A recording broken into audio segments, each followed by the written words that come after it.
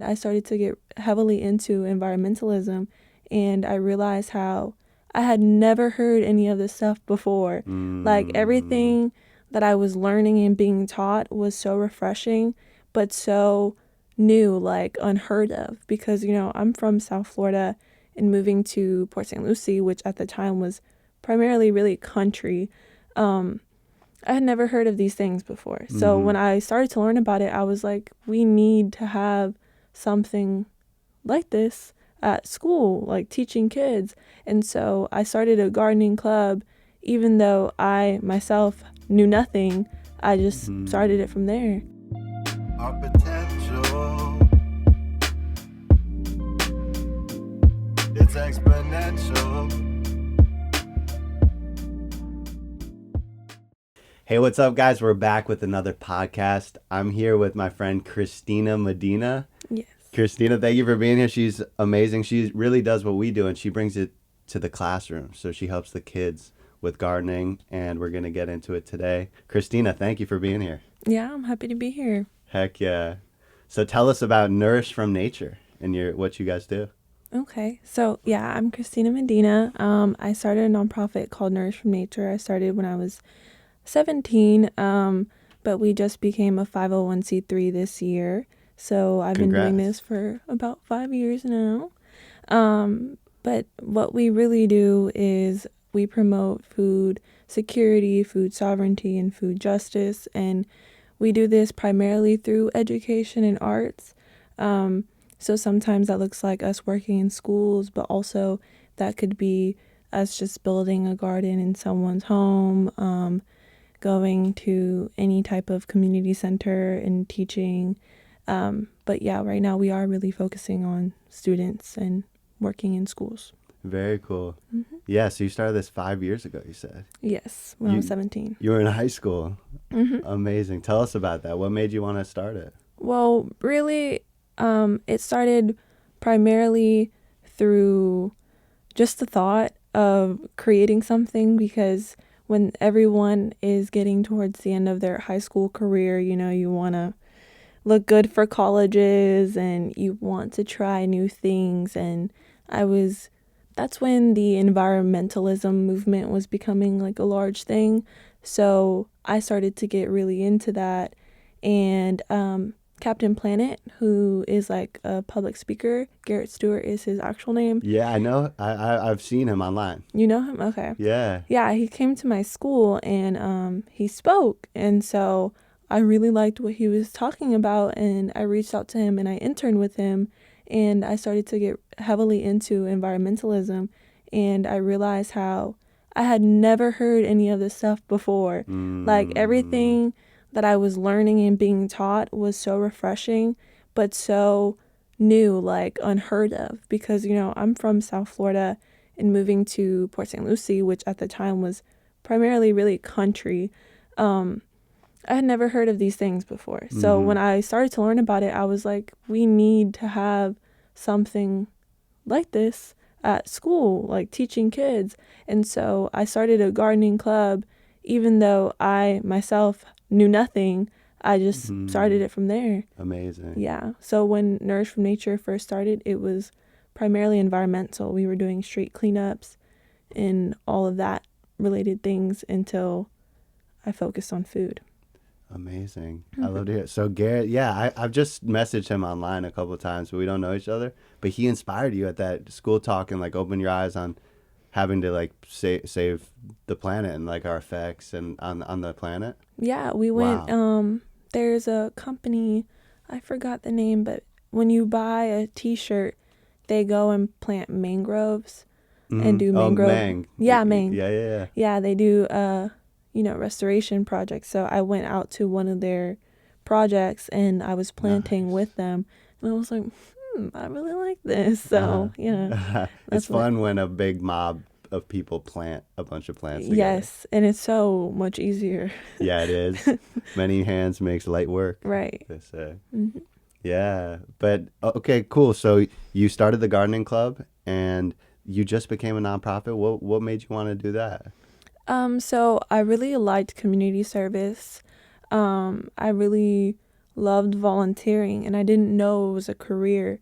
And I was getting into business, like entrepreneurship. That was another thing that was like kickstarting. Everybody wanted to be an entrepreneur. And Mm-hmm. so I liked to learn about business.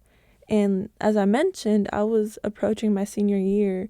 So my parents were really pressing me to decide on what to do. Mm. And I told my mom that, I like the planet, I like community service, and she's telling me that's not a career.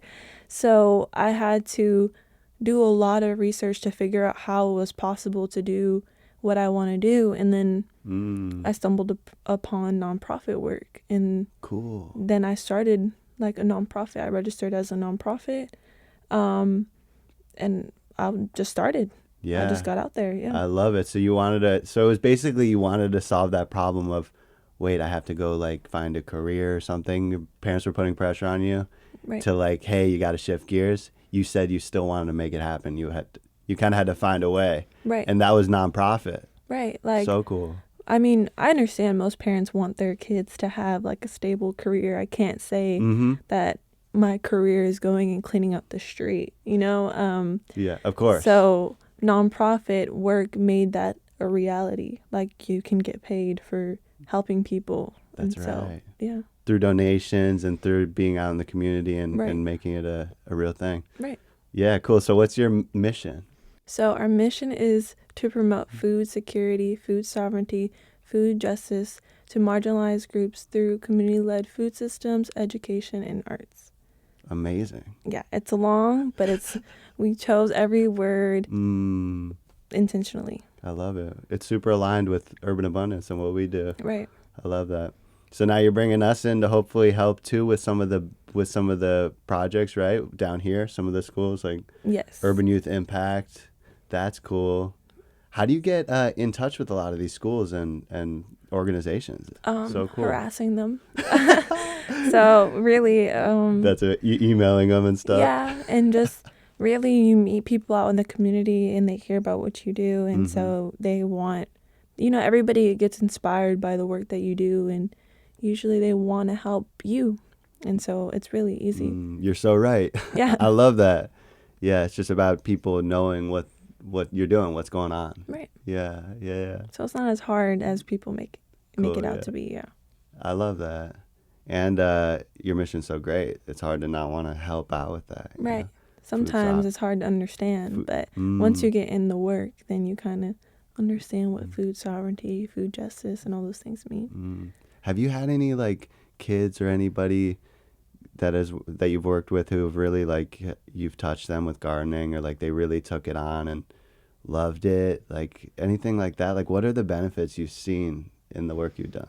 I think one of the main things we really do is get people interested in doing community service, so nonprofit work. And so that's why I try to teach classes on starting your own nonprofit and doing this as an actual legitimate career.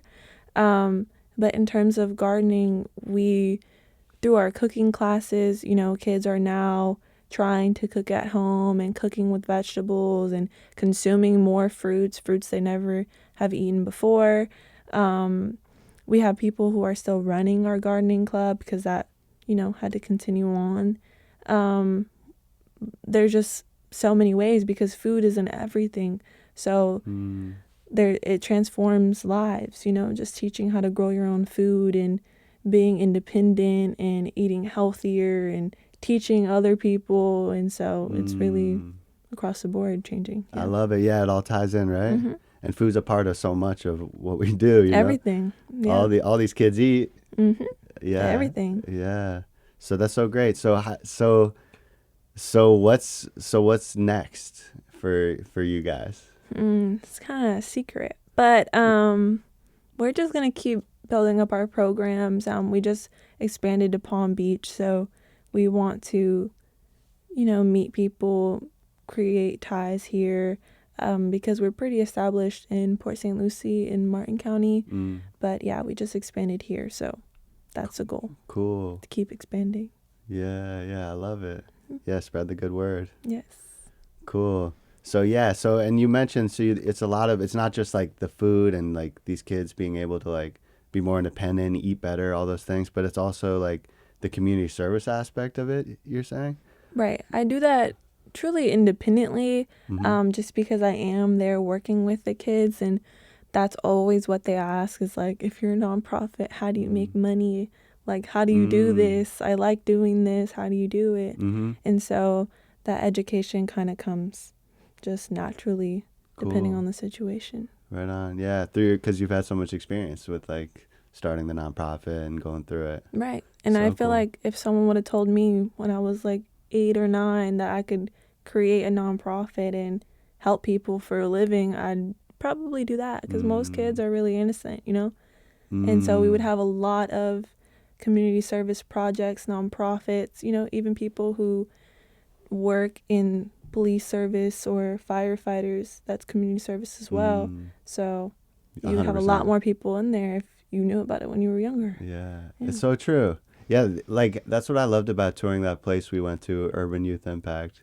Shout out, they're really cool, doing all this amazing stuff for the kids, after school programs. And it's like we don't have a whole lot of support as kids. You know, like looking back when we're in high school, I'm kind of just thrown into it. Right. And you're so right. Like what is possible? Like, you know, if someone, you know, told me, you know, what was possible at that age, it would have been a lot easier for me to convince myself. Right. Some Right? people, the only way that they're able to achieve so much is because they had the information at a young age. Like they got that information faster and earlier than other people did. That's a good point. Yeah.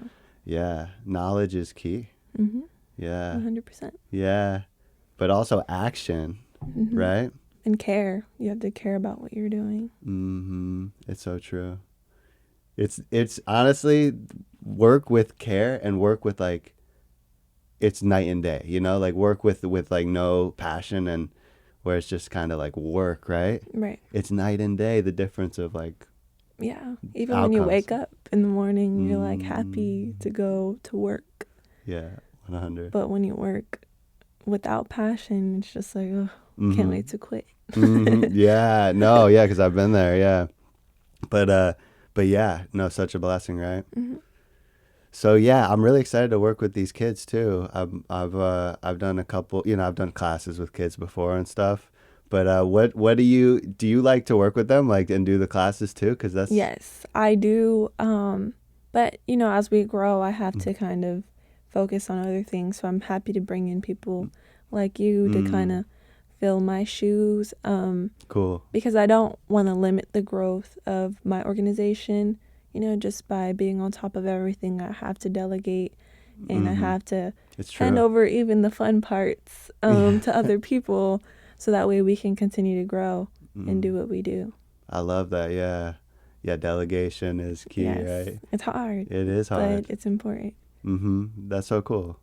Yeah. How old are you? I just turned 21 last week. Amazing. Yeah. Happy birthday. Thank you.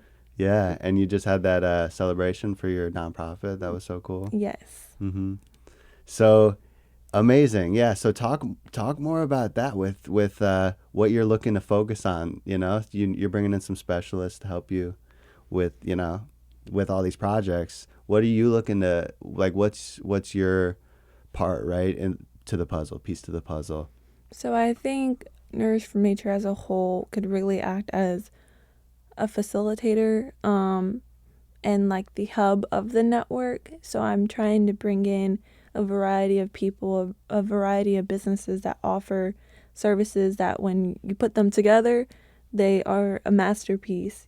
Because when you start a school garden, a lot of times after, 5 months, the garden's dead. Nobody wants to maintain it anymore. The school's tired of looking at it because it looks ugly now. Yeah, people get discouraged Yeah. when they don't have good results. Yeah. Right. So if you kind of create a network or a food system where everyone is working together to maintain it, the kids are benefiting from it, the schools are, the teachers are, because a lot of times it is just placed on a teacher. Like my gardening club was placed on one teacher. Yeah. So the only way it's still working is because of that one teacher. If they hold it down. Yeah, right. if they leave, then it's done. That's right. And so the school won't support another garden if that happens. So we had to be smart and bring in a variety of business owners and community service projects together to collaborate to make sure that the students are benefiting from it and everything is working the way it should be. Like a little tiny permaculture pod is what they're called. Permaculture pods. Yes. Yeah, I love that. Okay, cool. So that's the piece to your puzzle. You guys making sure it's all like it's seen through. Yes, and we Yeah. connect everyone in their own respective ways because Okay. your business wouldn't move and transport compost up and down each county. You know, I have to bring in another business that does that Yeah, because we want to offer compost to schools, but we can't just put that on one individual or one organization, you know, to do all of that work. It's just a lot. So we kind of totally disperse it. Cool. Yeah, that makes so much sense because I've had so many experiences like that where the teachers, all the faculty, it's like a bad association with the garden because it's not like thriving and people aren't like knowing how to harvest and take care of it, right? And replant and all these things, right? The knowledge.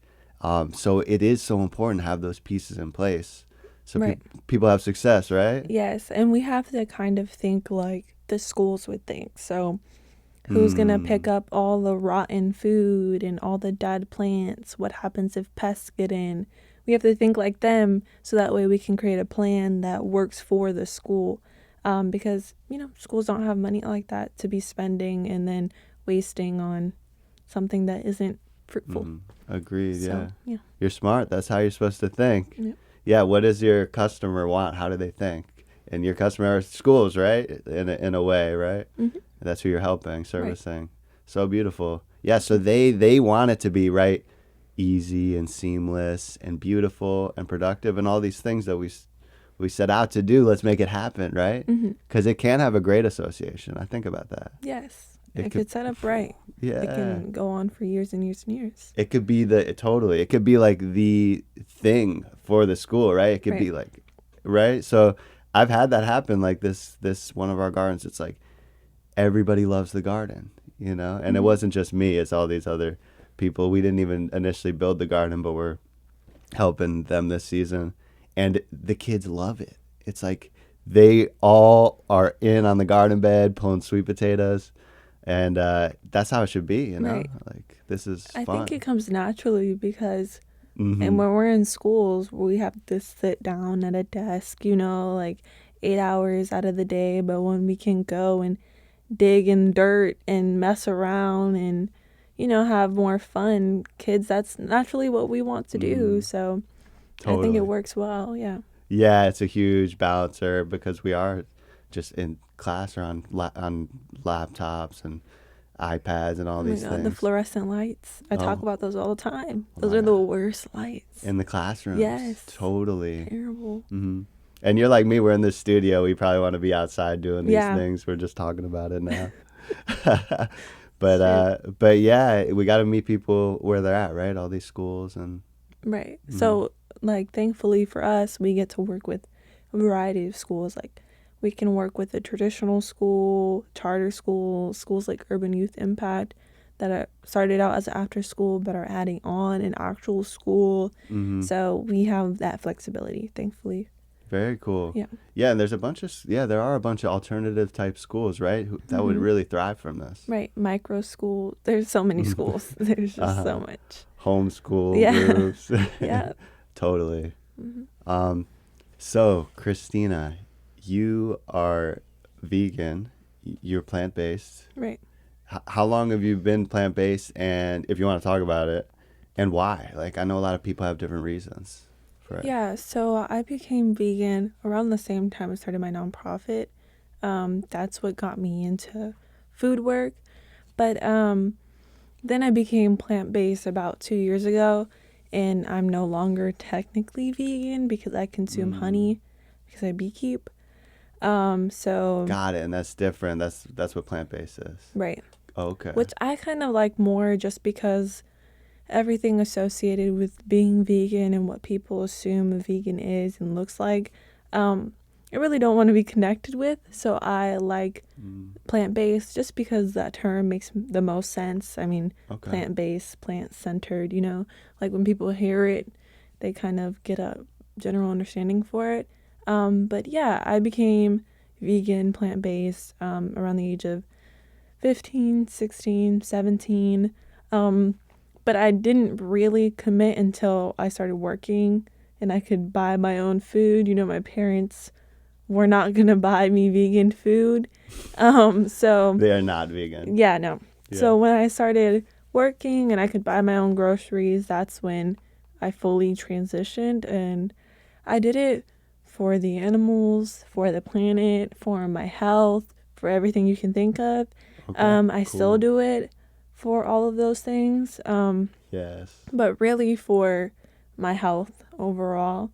And it just made the most sense for me personally. So, Mm-hmm. yeah, Yeah, that's a great answer. thank Cool. you. For the planet and for your health. Hmm. And I was vegan for a couple years, but I definitely it didn't. I don't think it was right for me. But definitely too much meat consumption.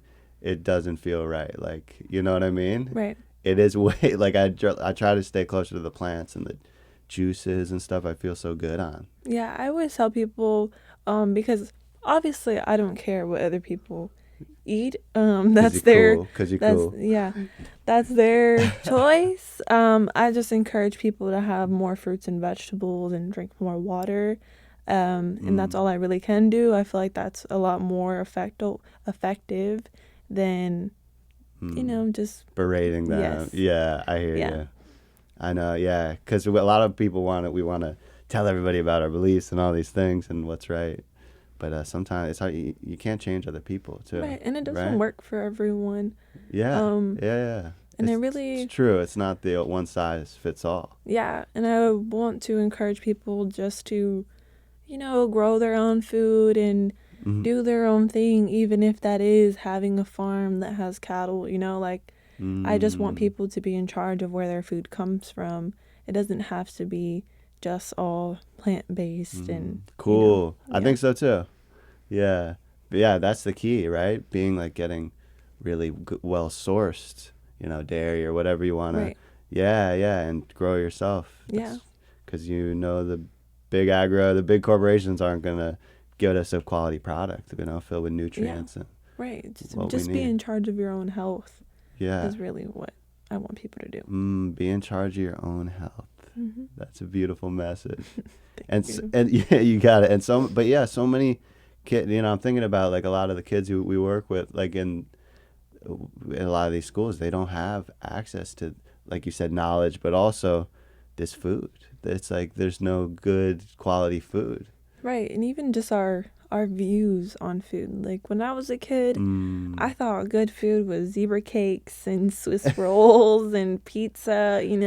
And so I never viewed good food as good food. Like Mm. food that was actually good for me. I just viewed it as food Right. that tasted good. Right. Yeah. We got it. It's so true. Associations are so strong. Right. Like if we love and like smoothies or whatever, good food for us.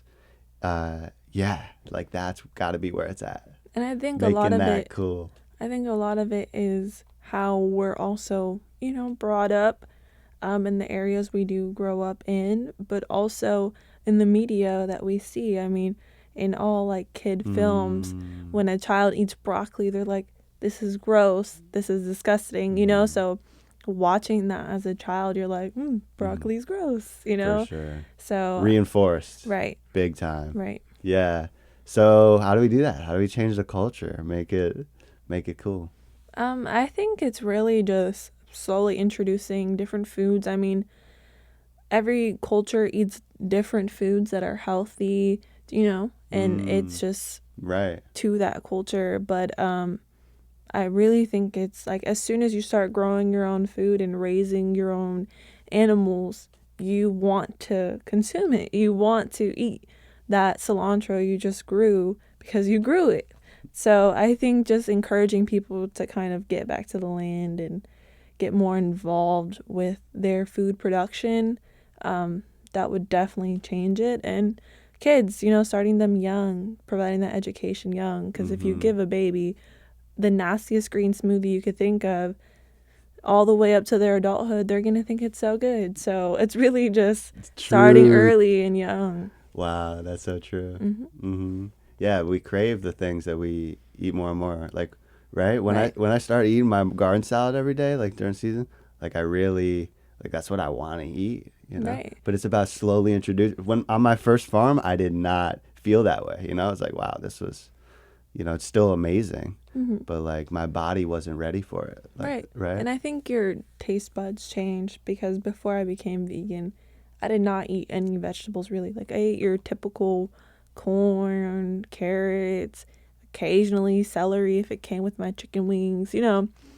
But really, I didn't eat vegetables like that. So as I became vegan and started to eat more vegetables, and it also depends on how you cook it, right? Because I had to cook vegetables in the same seasoning, the same style that I was used to eating meat and food. Because a lot of the times we don't really like meat, we just like the way it's seasoned, you know? Because who really eats just like unseasoned meat? Yeah.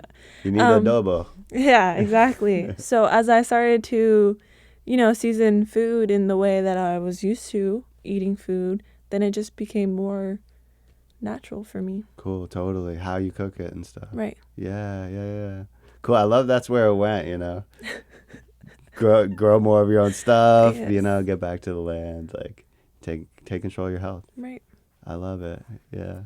These are beautiful reminders, Christina. Thank you. Yeah, and thank you for sharing with us today. Of course. And inspiring us to do more, really have more impact in our community. So thank you, Christina. Thank you for having me. Yeah. Is there anything else you want to share with our community before we go? No pressure.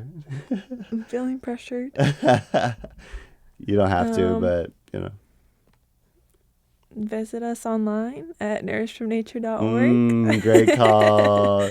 Yeah, so where can people find you? That's the real question I should ask. Where can people find you? nourishedfromnature.org. Amazing. And you receive donations and stuff for your... Yes. Okay, cool. You can donate right online. And we're coming out with more t-shirts. So nice. yes. I'll have to get on that. Well, cool, Christina. Thanks for coming. Thank you. Yeah.